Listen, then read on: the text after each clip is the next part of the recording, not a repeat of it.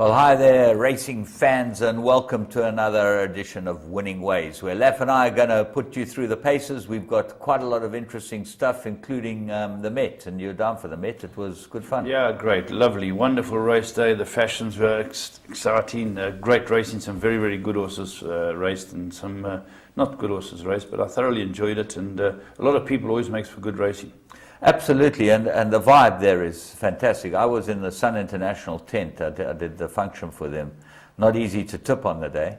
No, everyone thinks you're a easy to complete tip on idiot because you're getting 40 and 50 to 1 shots winning, and they're winning down the inside of the track when, you know. You never expect they've never won down the inside of the track in 40 years down the straight in the summer. It's always on the outside. Yeah, I'm amazed. The one race, all the low numbers, first 7 spots or something. Well, there was a juvenile race because the race before, Maxime Guillon, he didn't know about the track bias. He went straight down the inside and won on a 25 to 1 shot. Good young rider, James. For the Snaiths. So Yeah. the Snaiths had a good day. They Had a won good day. 4 They of had the first 5. a lot of runners, 41 to start with. Yeah. I don't know how many were scratched, but they had a very good day. They notched up a good few winners, especially early in the card. Yeah, they had some good times, and good time was had by all. But in your call, we're going to start with the Frankel little trilogy. We've got 16 minutes of the most amazing footage you've ever seen of Frankel. And if you do want to buy the tape, you'll find out where to get it in the program. So enjoy that. But let's go straight into our 3 to follow.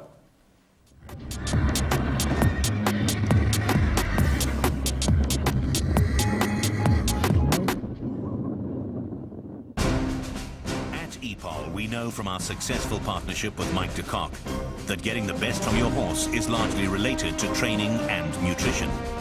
However, successful racehorses generally come from successful stud farms who focus on optimum nutritional support for growing foals and young stock.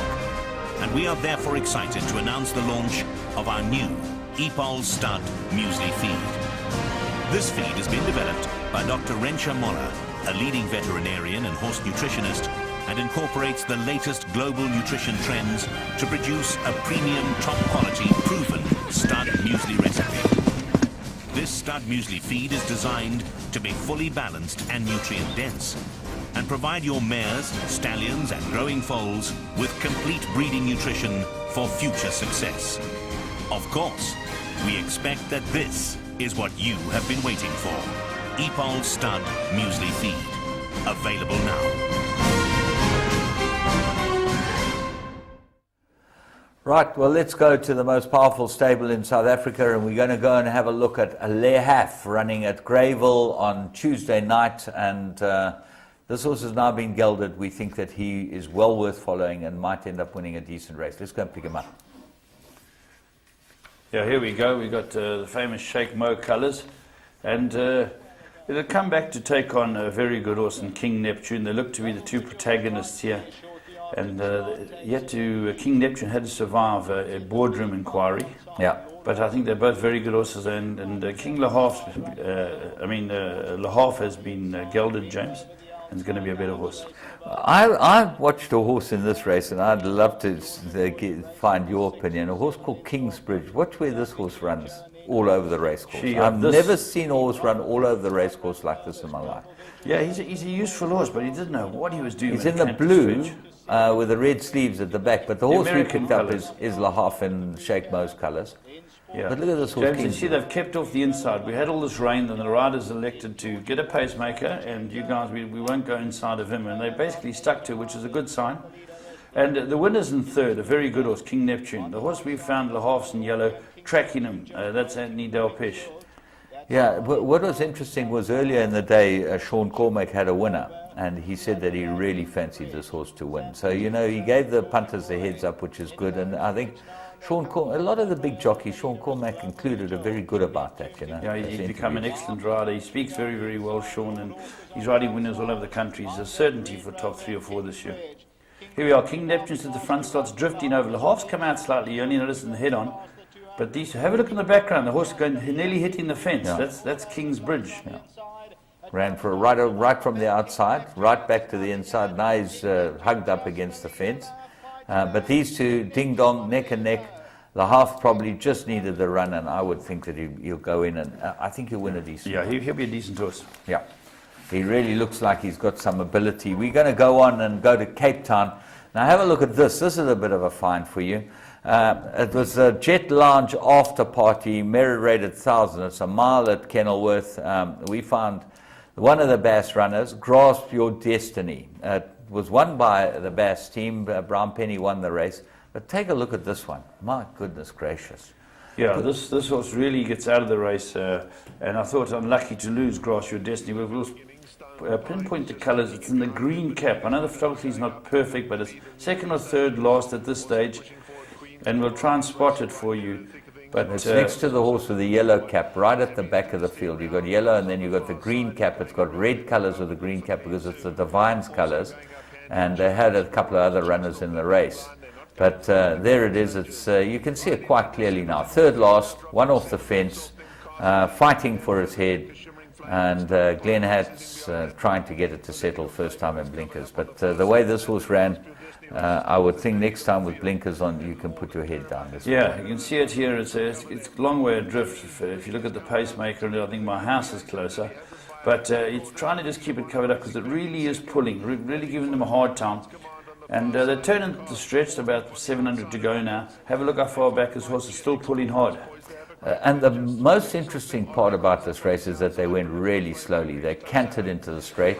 You can see it took a long time for Brown Penny to get there to win it. But Grasp Your Destiny now, so he's climbing over a horse in front of him. You'll see the horse in front of him. The guy stands up, Muzieni. I think he nearly, he must have got very close to something. There he is. He stands up. Now Grasp Your Destiny gets through between him. And there's a little gap here. He still doesn't really get through it because he now gets the shake-up. The winner's gone on the inside. And watch this horse run. Now he gets a smack and he gets a sighter. Yeah, very good run by Grasp Your I think you could be with that next time. In between Jet Explorer and Brown Penny. Yeah, be with that next time. That just got to learn how to run with those cups. Right, let's go and look at the third one. And we go to the Vaal. Now, always interesting when Mike de Kock steps out a couple of 2-year-olds, and he's stepped out the first timer, which was unfancied in the betting. Manuna went to 16 to 1. The horse that was back, Magruma, had run third first time out, and still looks very green, but she looks like she's got ability, this filly. Let's go and pick her up. Yeah, Magruma runs in Sheikh Mo's first set of colours here, and you'll see it's got the blue cap with the blue sort of cross. It comes out quite well and it sort of gets into the race. The eventual winner's also in Sheikh Mo's colours, but it's got the red cap, and that's towards the outside now. Derek David elects to go towards the outside, whereas I think it's Gamblerina elects to stay straight on Sheikh Mo's course. All going after the speedy, and the speed is on the outside, the green colours. That's Reedon's agency who's showing the speed. But then the one we picked up, 3 off the left-hand side, absolutely loses it. She's now just dropping out the race. She doesn't really know what's going on. Got her head turned one side, and she's got no chance of winning here. In fact, no chance of running a place. Yeah, the 2 on her inside go past her, and she really gets lost. Where the stablemate's getting the smack coming up to join the leader, she's now going to go nowhere. And the rider, as I say, Gamblerina, switches it in, and it's got 4 horses to pass at least. Pacemaker's fading away, but here comes on the outside as your venture winner, Mainuna. But I think this horse is just learning the game, the runner-up, Magruma. Yeah, it just looks like she's got to get her mind on the job. Look, the winner won nicely and might be worth following as well. But definitely those 2 look like they'll go on and give you... So the second horse you could probably back next time. She'll probably be short. So it's certainly worth having a bet on. Let's go and look at... we've got a blast from the past, and we're going to look at the Gauteng Guineas 2008. This is a blast from the past. Mbongi winning it. He went to overseas fame for us, so this was a good win. Getting the best from a thoroughbred is largely related to training and its diet. Mike de Kock has mastered this critical balance. Where is Mike de Kock? Yeah, How can we have a world-class racing event, no Mike de Kock? Wherever you are in the world, to be competitive at the highest level, equine nutrition is first and foremost. Mike de Kock, you're a living legend. Tries to kick the lizards. I've always wanted an edge over my competitors, and I have found the one place I can get that edge was nutrition. The game has been very kind to me, and I'd like to give something back. And so EPOL and I are making my international formula available to all trainers.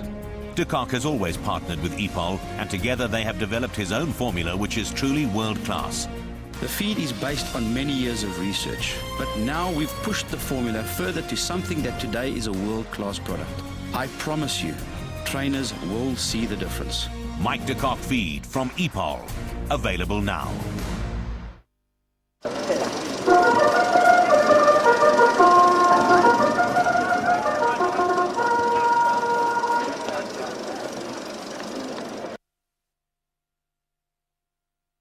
You know, sir, this is the finest fabric money can buy. Done. When you walk out of here, heads will turn.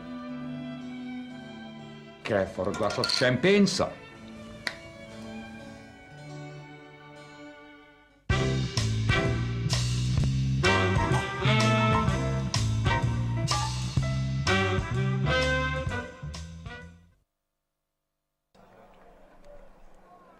Horatia. Mbongi goes forward. Means that Hamlul's going to go in and complete the lineup. All in the Gauteng Guineas. And away they go. Mbongi on the inside got out well. Rudra's there with him in the early part now. One Fry and Eddington in the white colours, a length off the leader. Carbon leader took a hold of 2-3 lengths off them now. Aluminium. They followed by King's Gambit further back in the field. Humlul's outside of those. Then Gymnast further back too. Racehorse back along the inside. Close as Oak is outside of those with JJ the Jet Plane. Then Horatia. Kingdom come far outside of runners about 9-10 lengths off the leaders. Lubricator further back in Kilcoy Castle was a little slow in a stride at the back of the field as 10 off the leader. Up the hill now with 900 metres left to go, and Eddington looks to open up early today here. Eddington has gone about 4 lengths clear as they come to the turn to the 800 metre mark. Rudra's racing away in the second position. One Fraz back in third. Humlul swings for home. He's about 6-7 off the leader with Mbongi after those. Carbon leaders further back in the field too, followed by Racehorse to their inside. King's Gambit, Aluminium's racing about 10 lengths off the leaders too. Kingdom Come's got a dozen lengths or so to make up on the leader. 550 to go. It's Eddington the leader, and Rudra's moved right to him and he's gone past him. Rudra's now the new leader. Eddington, Mbongi, they coming out of the pack. Carbon leaders there in the middle. Close as though King's Gambit's after those as well. Racehorse further back. JJ the Jet Plane, Kilcoy Castle on the far side. Mbongi in the middle, followed by Rudra. Carbon leader Eddington. Kilcoy Castle is looking to run on the far side now. Mbongi in the middle. Erasure Extreme outside. Kilcoy Castle on the far side. Mbongi, they go to the line. Mbongi won it from Kilcoy Castle. Rudra, Horatia, then came after those King's Gambit. Well, there you are. What a good win for Mbongi, and he went on to do better things in Dubai. It was a damn He was a good very horse. good horse. He was a very good horse. He had some decent horses. Rudra's won some great race. King's Gambit was a Derby winner, went to race overseas as well. JJ the Jet Plane, another JJ, one that raced can you overseas. imagine? Funny enough, Yeah. 3 of these horses at least went overseas, probably 1 or 2 more if you consider Mauritius. But it was a cracking good one. Not a big horse, Mbongi, but a very good horse. Right, well, we're going to go and have a look at, there's some good racing to come from Gauteng in the next couple of weeks. Don't miss out on what's going on there, but let's go and have a look at our plum of the week.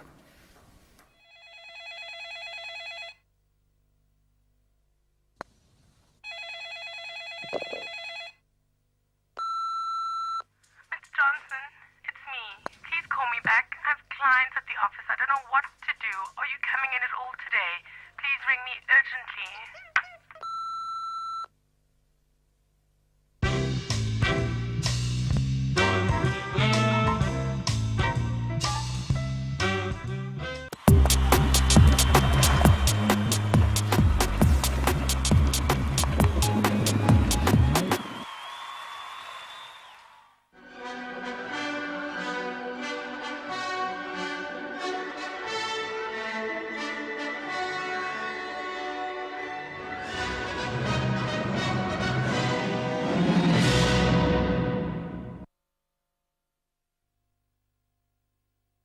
the last 300 metres. London Blues has kept away from the others. So it's Campanologist now. All is safe. On the outside, Lady Bianca's running on. Further back in the field is Olivian, but Campanologist it goes. Lady Bianca's closing in. Olivian on the inside and Duchess of York, but Campanologist will win tonight. Second place will go to Duchess of York. Third place will go to Lady Bianca. Anybody for fourth? Happy to report no accidents.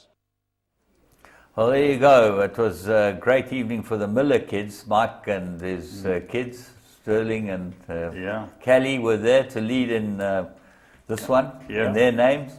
And It looked the right horse, didn't it? yeah, absolutely. It was 14-10 with the bookmakers, 2-1 with Interbet. It just looked like an absolute blinder. It was the best merit-rated horse in the race.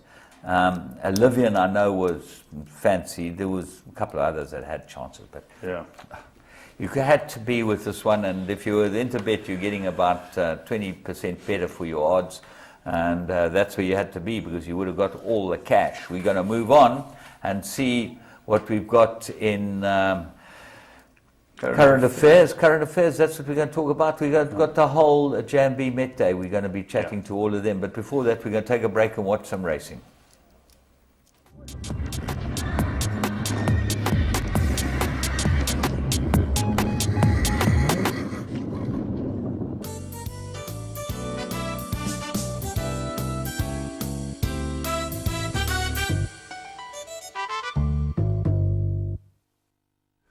Right, welcome to this week's edition of Current Affairs. Some very good racing down in Cape Town, a few things happening around the country. But James, just before we go down to Cape Town, nice to see Mike de Kock starting to fire up.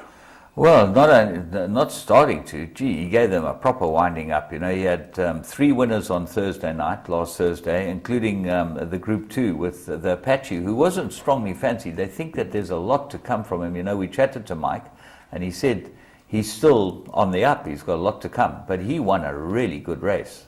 Any news on Igugu? I've heard somewhere around the 14th it might debut. Yeah, it's not far off now. It's going to be having her run just now, but she's apparently absolutely flying, so that should be fun.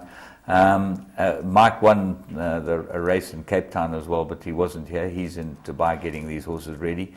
What was interesting about Dubai is that the first race that they won, they run with Rerouted, and then the one before that was Mushrik. Okay, Yes. He got murdered in the race last time. He got into trouble and couldn't get out on the fence. All Mike's horses seemed to draw one, and then they've got them nicely cuddled up on the fence. This horse drew one, Mushrik. It was 3 wide by the time they'd gone 200 meters. Hannigan was obviously given the instructions, make sure you don't get caught on the fence. Well, it absolutely dawdled it. You get a clear run there, you're fine, but you can get caught on the fence. I know Kavanagh got caught a little bit, and Johnny trying to get up, but Johnny, they were wise. They said, you stay in. You stay there, boy. But a fantastic evening. Rerouted, as I say, won. He was a pacemaker, one of the big horses pacemakers for the Irish mob. And then this horse, the Apache, won a very good race. When you see City Style ran second. Now, City Style, there were rumors that he was going to come to this country as a stallion. Okay, good horse. Yeah, very good horse. Sheristan, well, he got into trouble. He couldn't get the run through, but the Apache had his number, and it was a very nice for Magog, eh? Scott Brothers bred it, fantastic for Magog, you know, and the whole team. And Winston Chow still got a share in the horse. I know the commentators were saying it's owned by the Sheikh, but Winston owns a share in it. So well done to him as well, yeah. Shall we go and have a look at Cape Let's Town? go down to Cape Town. We're going to go through each of these races. I think we've got them in the order that we want them. And James, starting off with the Investec Derby, just before we talk about it, hot pot favourite, just about everyone's banker was Cape Town Noir. He's a superb racehorse. He's probably one of the milers, I think, who might take on the last year's Horse of the Year over a mile. He's that talented, I believe. He's left a few questions after winning. But, I think let's watch the race and then we'll try and answer the questions. Let's go and pick him up at this. Here it is, the Investec Cape Derby. in front. He has it a length or so. Abercrombie on the outside, second. Dynamic at the rail is third. They followed by Paterfamilias, and then came the Arctic Dancer behind that Patriotic Rebel and Silvano's Jet. Cape Town Noir is in behind these as Abercrombie makes a beeline for the stand side of the track. But as they come inside the home straight now with about 400 to go, and Cape Town Noir can't wait to get going. He moves up between runners. It's Cape Town Noir towards the inside. Abercrombie's come right to the outside. They're followed by Dynamic. But as they come inside the closing stages, it's Cape Town Noir that's got to the front, but he's under a driving ride. Dynamic is next, and then Patriotic Rebel. Back towards their inside is San Chavez and Cape Town Noir. He is absolutely flat to the boards. Cape Town Noir in front. He's just going to see it out. Cape Town Noir by half a length from Dynamic. Then San Chavez, a great run. Close for fourth between Abercrombie, Patriotic. What a racehorse. He's a fantastic racehorse, and a Western Winter. He's shown that he's really good now. He's won these 2 Group 1s in a row. Did he get the trip, James? Well, that's the question, isn't it? You know, at the end of the day, this horse will probably be favourite for the July on what we've seen. And will he get the trip? That's the burning question. I'm not sure that he gets the trip. Yeah. If one pokes along through St. Charles, through the Guineas, into the Derby, St. Charles has closed it up quite a lot. They've all closed it up quite a lot. In fact, Abercrombie has closed up the gap with him. There were a number of horses that were a lot closer than and he had the run through. He cruised through them. He absolutely His speed was there. But then the last, but maybe he's getting clever as well. Maybe he doesn't need to win by much. He's a very good horse, and all he can do is win. So well done to Dean Canama, Lady Laidlaw. Well done to, I think it was Lammas Kroll, Western Dean Winter. Canama is an interesting man because he's won just about everything, you know, and he's still quiet and reserved and takes a back step.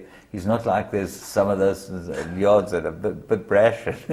Yeah, no, he's. But he can do the job, Dean. He's proved it year in year, a great trainer. Yeah. And just interesting to see it. Dynasty, they paid a lot of money for Dynasty themselves. The runner up there, Dynamic, was by Dynasty, bred by Highlands, and Shinchawi's by Shawi. So a good run there. The front 3 or 4 were close. I see our friend Bernard Fadob elected to take Abercrombie out. I think he did it in the Met again. Now they worked. Yeah. Because the earlier races, as we said, they seemed to be down the inside. Well, when you think of it, you've got to go the width of the racetrack to get to the outside. So the outside going's got to be quite a lot faster. But we chatted about the going earlier, about the inside going down the straight course. That was the fright of my life. That gave me more grey hairs than I've ever had in my life. And try and tip horses now that, you know, you've done all your work and you suddenly find another horse on the outside can't win. Barbosa. Dennis thought Barbosa would win, you know, and he looked like the right horse. He was one of the first ones beaten on the outside fence. Yeah, that's right. All right, let's go look at our next one. This is another Group 1 or Grade 1 race, and this is the Klaverflame Mallorca Stakes, and Wait for Rage. Let's go and have a look at this. Behind that, further back to Reflective Image. Frequent Flyer is racing back 1 from last, and Bambino Stripe sees them all as they turn in the straight with 600 metres left to go. Viva Maria brought the field for home, has the lead by a length and a half to Cash Register up on the outside, and Razzle Dazzle Rose.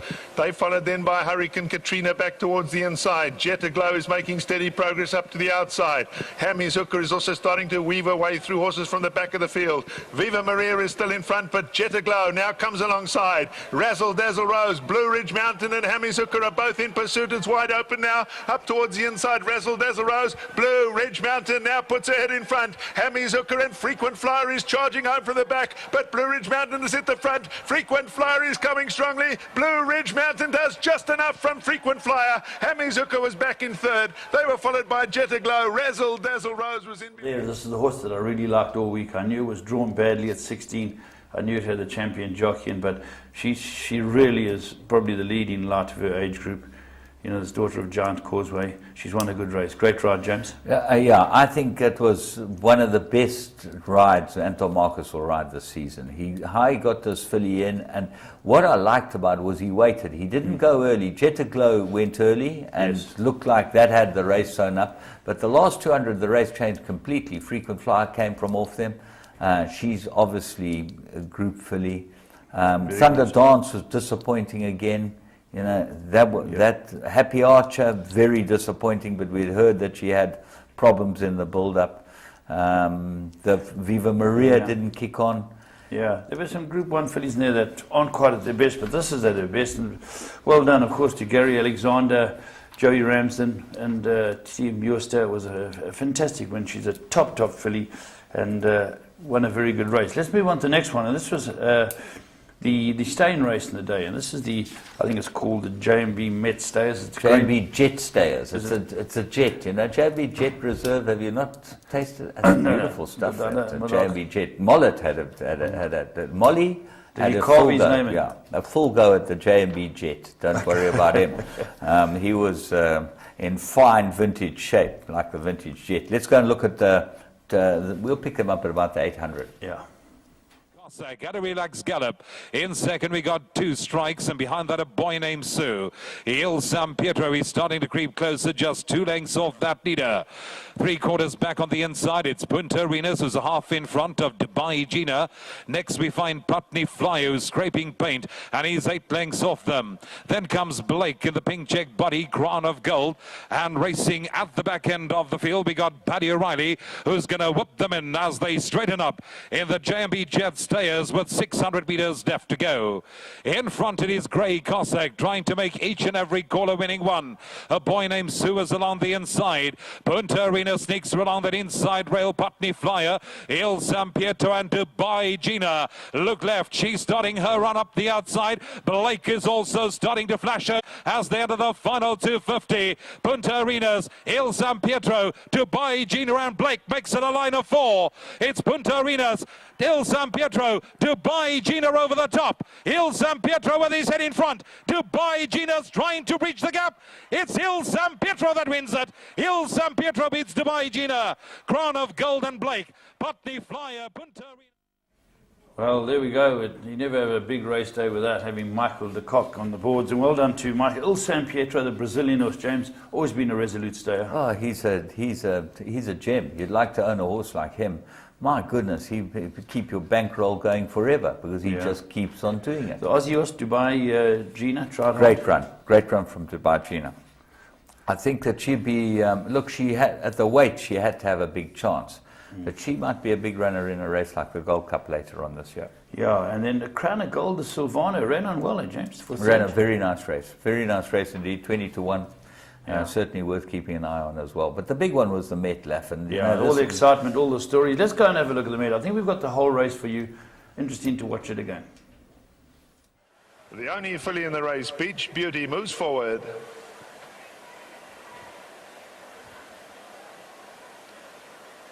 The 3-year-old King of Pain and Slumdog Millionaire to complete the lineup. They're all in. We're set to go at the 2000 Gates Fly, and they sent on their way in the 2013 J&B Met. It was a perfect beginning. Marshall Eagle, the far side's being ridden along to go up and look for the lead. Beach Beauty landed with speed and is right in touch with him. Now they're slowing it up just a little. Slumdog Millionaire and Tribal Dancer in the thick of things, and Run For It is deep on the outside of runners. Hill 54 is also caught out wide with that yellow cap, and Pomodoro is just in behind that leading group.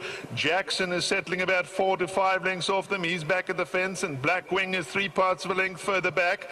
Fabiani and Ice Machine racing behind those. They 8 lengths off this leader. They followed by Master Plan and Bulsara as well back, with Bulsara racing towards the back end of the field. Bravura's in behind that, and the 3-year-old King of Pain is electing to come from last, and he's switched off at the tail of the field. Through the 1200 they go, and Pomodoro's decided the pace is too slow. Pierre Stradham's taken this round them all, and he's off to show the way. Pomodoro has it by a length and a half to Hill 54 racing back in second. Martial Eagle and Tribal Dancer tracking those. Then it's Slumdog Millionaire, and Beach Beauty creeps closer up on the far side of runners. She's cornering about 3 lengths off the lead. Black Wing is in behind these. Jackson bides his time. He's 5 lengths off the leader. Black Wing and Ice Machine race in behind that. Then comes Fabiani. Master Plan is racing further back. Bulsara, Bravura back 1 from last, and King of Pain still sees them all as they spin in the stretch and homeward bound. 600 metres left to go, and Pomodoro brought the field for home along the inside. Hill 54 is quick to move in and challenge. Martial Eagle races in behind that. Beach Beauty has switched for a clear run in the centre. She has 2 to make up. Tribal Dance is right there towards the inside. Now Jackson's in the clear too and being asked to race in earnest. Martial Eagle meantime has hit the front of the Met. Beach Beauty is out after that one. Hill 54 back towards the inside. inside. Hill 54 and Marshall Eagle. It's Marshall Eagle in front. Hill 54 trying to cut back the deficit, but Marshall Eagle is going to cause the upset. Marshall Eagle wins it from Hill 54. Beach Beauty back third. Pomodora. Jackson never went through with his effort. Fabiani further back. What a great success for Mrs. Platinum, for Yogus and his team. Wonderful, wonderful success for them. And I think Mrs. Platinum has won the Met before, so she wins it again. She won it with Angus. Angus. Isn't it? It's amazing how life works. She won it with Angus. Brett Crawford trained it, didn't he? Yeah, you know? that's right. And now Brett had the favourite, Jackson, the talking horse, and she won it with a new trainer, Yogus, who took over from Brett. Fantastic for that whole team, James. Yogus Governor is a very interesting chap. I like talking to him. I find him an absolute gentleman. He's always inquiring. Yeah, and he's one of those guys that tries to add it all up, and I think he did this really, really well. From a bad draw, in fact, if you look at the first three, they were drawn 14, 13 and 10, but they turned into the straight right up there. Yeah. There were a couple that were real well drawn that were not right up there that maybe should have been right up there, you know. And that might have been the difference, but at the end of the day, it was a race of the front horses. The back horses never got a chance to never get got a blow. Never got a blow. You know, King of Pain came from last to run 6 lengths off them. You know what was very interesting for me, James, and we're talking a little bit about Doug Campbell having records, and that the record is going to be, the 3 big races are the Vodacom Durban July, the Sansui Summer Cup and the Met. Wilgewas Drift have bred the first 2. Yeah. Wagner, this was Marshall Eagle. So it'll be a hell of a thing if Mary Slack Gang can have the big 3, breed the winner of the big 3. That's a difficult thing to do. That would be just incredible. Incredible. Yeah, so well done to Mary and well done to the whole team. But another interesting thing, Jam, I looked at the first 4 stallions in that race. We've just come from the Cape Sale. Silvano beat Captain L, Dynasty and Jetmaster. They were all there selling great things. The Silvano influence in the day was amazing with Frequent Flyer, Crown of Gold, the Met winner. So it does well to just show that the guys Second, are off third, the right fourth horses. South African horses. Yes. There you are. So, There we go. you know, it just shows you they've the really local come bred to the are very fore, good. local bred horses. Very, very good stallions in this And I country. was chatting, funny enough, to Robin Bruss at Cape Sale, and he was saying that if we could get horses out of this country, the Americans would buy fillies from us, flat out, because he says that the fillies, they reckon the fillies here are tough, they're clean, there's no blasics on them, so maybe, you know, the NHAs and the powers that be's insistence that we don't use drugs has really paid off as far as the breed's concerned. Now let's get the horses out of here. We go back to the same old problem. You know, these horses, where do you go with them? That's right. We've got to be able to get them out there. A lot of people working hard, and please let that happen. We really need that to happen, that we get these horses out. Because the breeders, what a boost it'll be for the breeders. Yeah. Just talking about the race, I saw Run For It ran to the outside fence. That didn't help his cause. Yeah. Master Plan, very disappointing. Very disappointing. But when we discussed it the other day, we said those Teletrack boys, before the race, we said it before the race, the Teletrack boys are going to go back to work with this horse. He's not good enough for Not this good race. enough to win. And I don't think he is good enough. I think that when you look at his record overall, not that good. Bulsara is definitely not good enough. Blackwing, he's never been a Group 1 horse. Slumdog Millionaire was terribly disappointing. Terribly. He was First one beautifully beaten, placed. I thought. First one beaten. Ice Machine, well, he probably ran above his game. Bravura turned in the straight last. I thought he'd be in the straight Didn't first. get away on time. Well, Anton told me this morning, he says he's not really interested in racing. King of Pain, well, he came from last. Fabiani, he's always a trier. Yeah. Tribal Dance. A good run, James. Not a bad run. Good run. Jackson, what do you make of Jackson? Let's Well, that's chat a about hard Jackson. one to work at. You know, you've got to look at sometimes and say, is this a great crop of South African horses at the moment? What would a horse like Horse Chestnut, what would a horse like, let's go, Wolf Power, Horse Chestnut, Model Man, what would they have done to fields like this? You know, they won lots and lots of races, one after the other, James. Jackson is made his name in the Derby, and he came up here and he concreted his name in the Daily News. But then, since then, he's blotted his copybook a little bit. I think he's a very good horse, but I don't know if he's quite as good as the greats. My opinion on the horse is, and you know, it's always an opinion, is that this horse doesn't take that much. He's always run his best race at the beginning of his campaign. When he's fresh, that's when he looks like he's at his best. And, you know, you got to do what you think's best. But maybe he's a horse that likes to race fresh. You can race him into these races without giving him. Because you know, Brett nearly won the Group 1 fillies, the Yeah. 12 Mallorca, so his string were far. And I don't know how good it is. You know, Pomodoro and Jackson weren't that far apart, but Pomodoro finished ahead of him. James, great day had the by big all filly's anyway. back, I believe. The big filly, yeah. Let's talk about her quickly. Black Caviar. Black Caviar. She had a gallop at Flemington. Apparently 44 seconds for 4 furlongs. Peter Moody's ecstatic about her, says that she's done really well, and they think that she's over a lot of her problems, pulled muscles she had at Royal Ascot and whatever. She runs in 2 weeks' time in the Lightning Stakes. It's called the Black Caviar Lightning Stakes, named after her. She's back as a 6-year-old. And better than ever, they say. Well, let's hope so, because she was so overweight when she came back in from the spell that people were concerned. And I think there are a lot of people out there, James, are saying, you've got 22, do you need more? Well, you know, if she likes racing, Let and her a race. horse likes racing and enjoys racing and is doing well, no point in not having it racing. That's what they're bred for. Absolutely. She can breed horses later. Is there anything else, Slaff, as far as the No, I news think is it's concerned? interesting that they're going to watch the Mighty Frankel. Let's go and watch Frankel.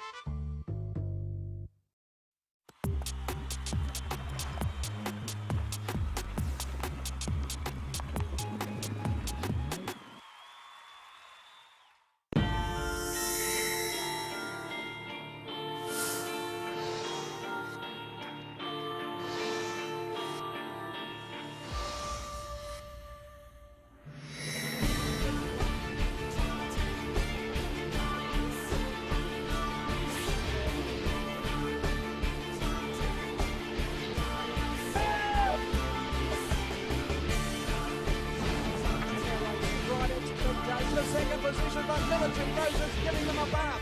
That's one of the biggest millions I've ever seen. Graceful Anna, the leader. Graceful Anna. Graceful Anna.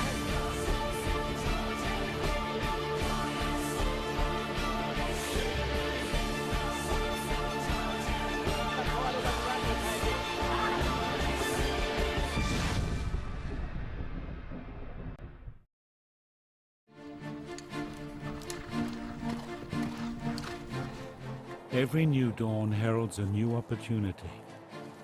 It is an expression of hope that on this day, something out of the ordinary may come to pass. February 11th, 2008 was such a day. The day Frankel was born.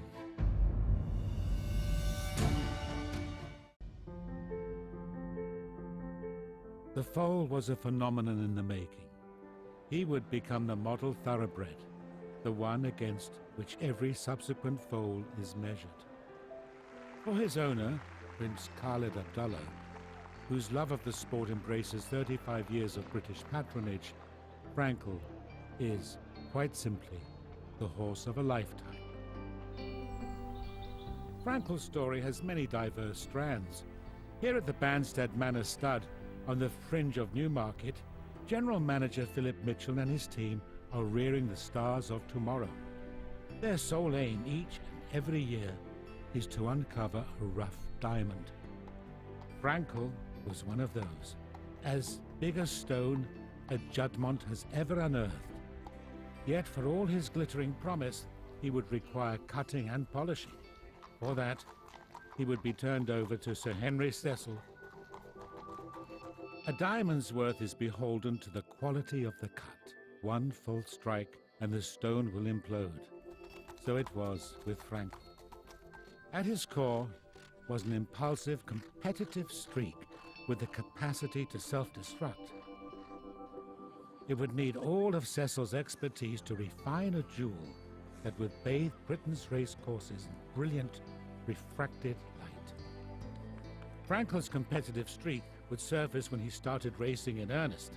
Until then, he sailed effortlessly through Juddmonte Farm's rearing program. He was never lame, never ill, never required veterinary attention. He filled the eye right from the start. He was the pick of the foal crop, gaining high marks in every monthly assessment. When it came to Frankel, I think we recognised him as a very, very good foal, and everything was right about him. He was just a very nice horse. Frankel's development continued on the pastures of New Abbey Stud in County Kildare, Ireland. Juddmonte's weanlings come here from Banstead Manor when they are 6 months old. They graze at New Abbey during the winter months before moving to another of Juddmonte's umbrella farms at Ferrens Stud in nearby County Meath, where they take their first tentative steps towards a racecourse. Now yearlings, the horses are lunged, backed and ridden under the watchful eye of Rory Mahon. This breaking and pre-training process unfolds at a pace to suit the requirements of each horse. The time duly arrived for Frankel to graduate. On January 14, 2010, he passed from one set of expert hands to another, those of Cecil and his staff at Warren Place Stables in Newmarket. Frankel had just turned 2. From that day, he was nurtured by a group of professionals whose sole concern was to encourage him to express himself. Long-serving, tightly knit and proud, the group would come to be known as Team Frankel. Frankel's daily routine was quickly established. First, to see him and check him over each morning was head girl Dee Deacon. She also had to cater for Frankel's voracious appetite. First thing in the morning, you'll have a good full bowl of bruised corn, which is a good £3 worth. And then after exercise, he's had a feed made up by Billy Aldridge, our main head lad, and that will consist of 2 to 3 bowls, again, of corn, alfalfa chaff and a bran with supplements and just vitamins, nothing special, all good stuff. And then later on in the evening, I will have made up his evening feed, which is a good 3 to 3.5 bowls of corn, again, bran and chaff, and supplements just for calcium. And never a blade is left. It's all cleared up. Bowl is clean. Sandy sometimes doesn't even have to wipe the bowl because he's done it for us. Under the watchful eye of his lad, Sandeep Guaravaram, Frankel spent the next 7 months learning more about why he was born. His early tuition on the gallops was entrusted to Dan Dahan. It was an education for both of them. I rode him as a 2-year-old. He had a funny temperament. Whatever he wanted to do, he basically done. So if you were cantering him one day at Warren Hill and he decided to bolt, he bolted. It was just harnessing that aggression. It was just making him channel it into a positive way, really. Nevertheless, Frankel's natural ability was plain to see. One formative gallop, seen by Prince Khalid's racing manager, Terry Grimthorpe, left him questioning whether he was wearing the right set of glasses. He did a piece of work on the lime kilns, which was just jaw-dropping, in that he went really well clear, went 10, 20 lengths clear. But that wasn't the point, it was that Tom was trying to pull him up for the last half furlong even, before in the gallop. So it was that sort of first moment that we had an inkling that he might be special. The thought was also being entertained by Frankel's regular jockey, Tom Queally, who occasionally rode the colt at morning exercise. He had done some amazing pieces of work. I mean, he'd sort of run away in behind and you'd have 2 lead horses going flat out and it'd be going as fast as they could, and I'd give them a shout to go quicker, and then I'd pull him out from halfway and he would he'd finish off his gallop like you've never seen before. They're off and they're racing. On August 13th, 2010, Frankel made his racecourse debut.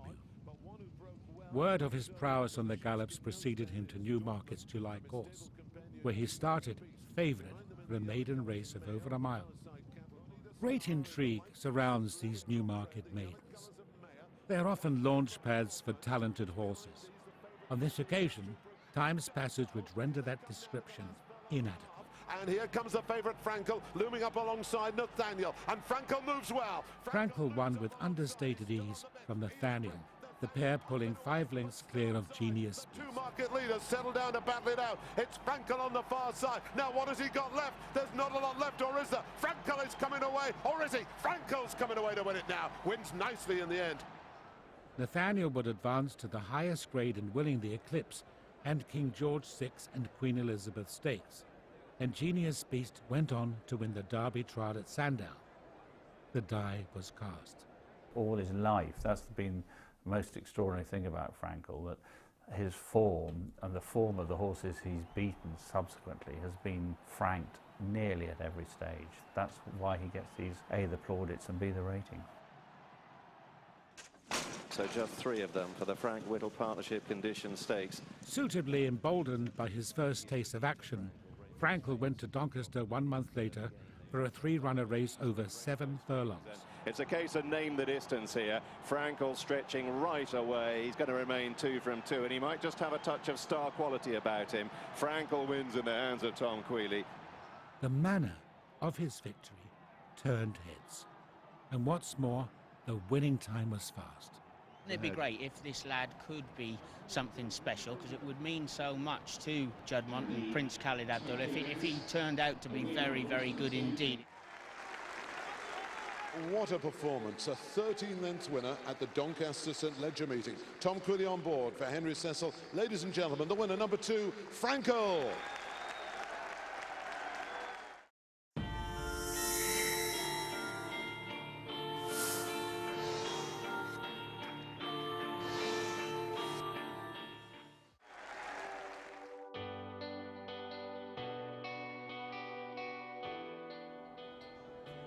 Frankel had now earned the right to tackle stronger opposition in the Juddmonte Royal Lodge Stakes, a Group 2 prize over a mile at Ascot.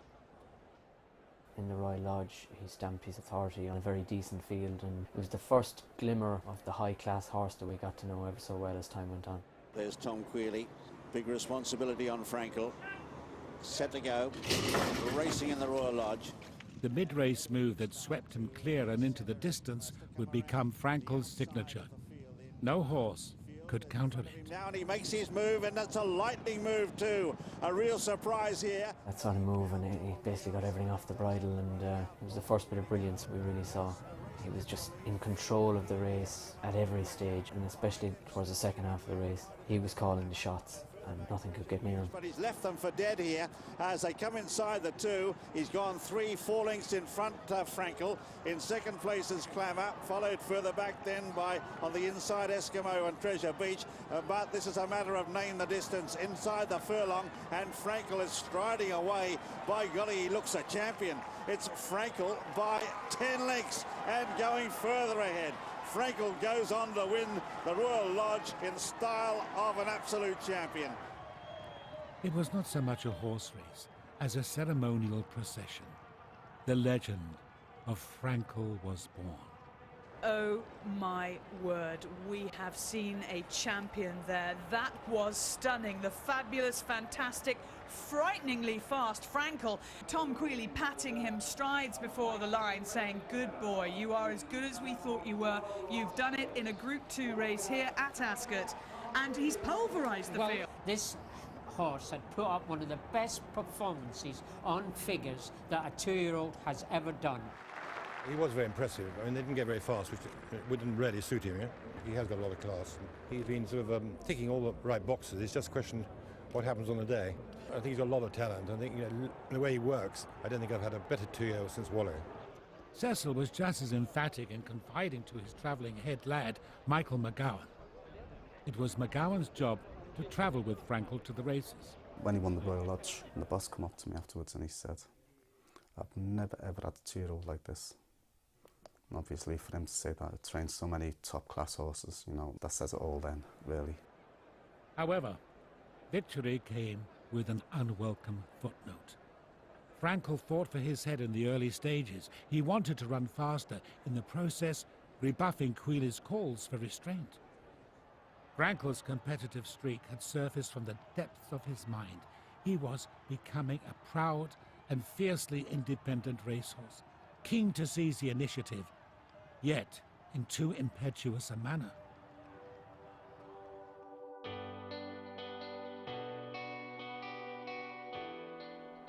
Frankel's impetuous ways were manifest on his next start.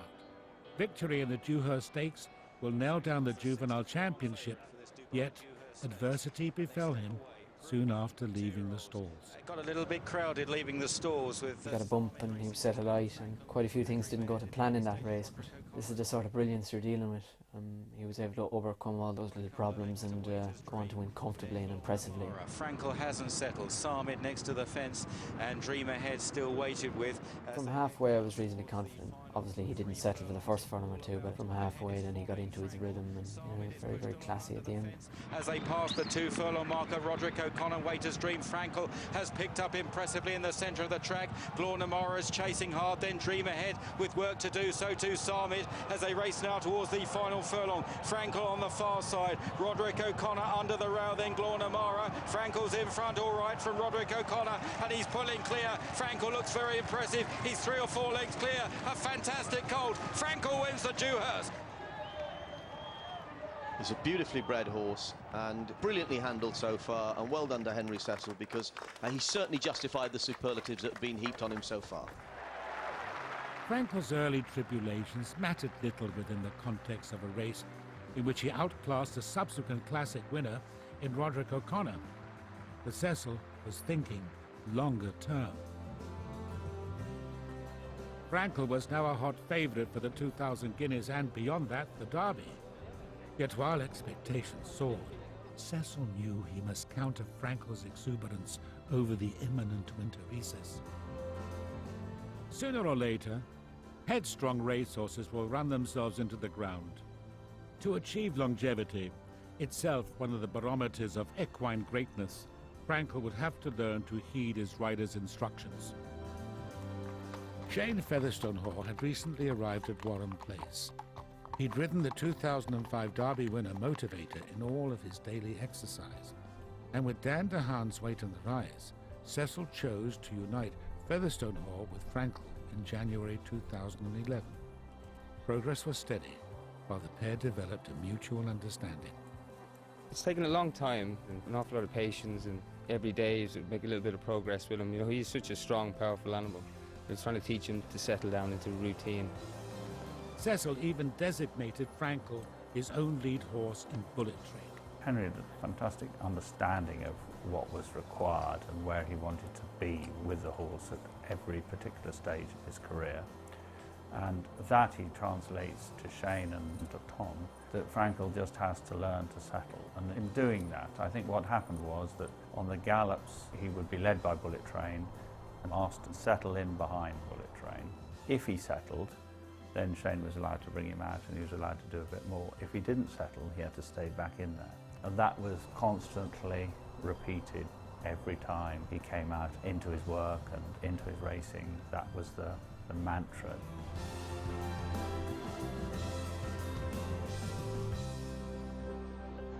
Cecil chose the Greenham Stakes to shake Frankel free of winter cobwebs. The straight 7 furlongs at Newbury made an ideal prep race for the imminent 2,000 guineas. All set. And they're off, racing for the Totesport.com Greenham Stakes. And Frankel just content to get a bit of cover in the early stages. Tom Queally, as his stable companion, Picture Editor, heads on into the lead. On that occasion, his pacemaker, Picture Editor, could only lead him for half of the 7 furlong journey. Picture Editor shadowed in second by Frankel. And Frankel right on terms with Picture Editor. Acceleration now kicking on the near side as they race down to the final quarter mile. Acceleration bustled along. Frankel is just being woken up now, just with head slightly on one side there. Shropshire and Strong Suit back in 4th place. Frankel now takes over from Acceleration as they race towards the final furlong. Frankel begins to extend about 1.5 lengths. Big run from Acceleration in 2nd place, but Tom Queally hasn't had to get serious at all with Frankel, and inside the final half he's stretching away, and Frankel maintains his unbeaten record, and that was pretty impressive. Frankel was bang on track. Cecil was delighted. He had 2 more weeks to bring Frankel to concert pitch.